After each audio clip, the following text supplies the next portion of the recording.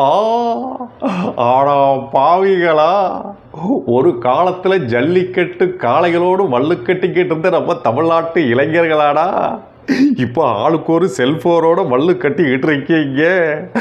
ஏதே போறா போக்கா பார்த்தா பொண்ணு வேணுமா போன் வேணுமான்னு கேட்டா பொண்ணு வேண்டாம் போனோடையே குடும்பம் நடத்துறேன்னு சொல்லுவீங்க போல் இருக்கே.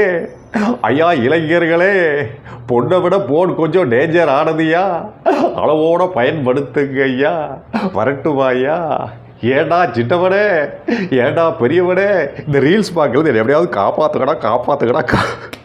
அதாவது ஒரு விஷயத்தை, ஒரு மெசேஜை அழகாக மக்கள்கிட்ட கொண்டு சேர்க்கறதுல நம்ம சின்ன கலைவாணர் இருக்கார் பார்த்தீங்களா, அவருக்கு நிகர் அவர் தான். அந்த மெசேஜை சூப்பராக கொண்டு போய் சேர்ப்பார். அதாவது இன்றைக்கி நம்மளை பல பேர் பார்த்தீங்கன்னா அப்பப்போ நேரம் கிடைக்கும்போது செல்ஃபோன் எடுத்து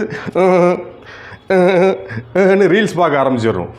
ஆனால் ஒரு 5 நிமிஷம் பார்த்தா கூட மொத்தமாக லம்பாக நம்மளுடைய டைம் மொத்தமாக அதில் போயிடுது.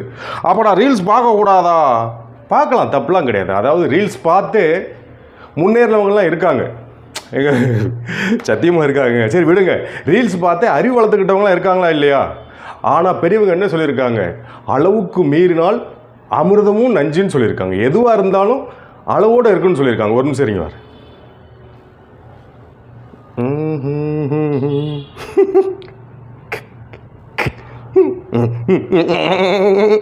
என்ன இது, நம்ம கையே ஆட்டோமேட்டிக்காக வேலை செய்ய ஆரம்பிச்சுட்டு.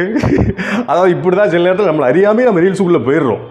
அதாவது அட்வைஸ் அடுத்தவங்களுக்கு பண்ணுறதுக்கு முன்னாடி அதை நாம் முதல்ல ஃபாலோ பண்ணுங்கிறத இப்போ தான் தெரிஞ்சுக்கிட்டேன்.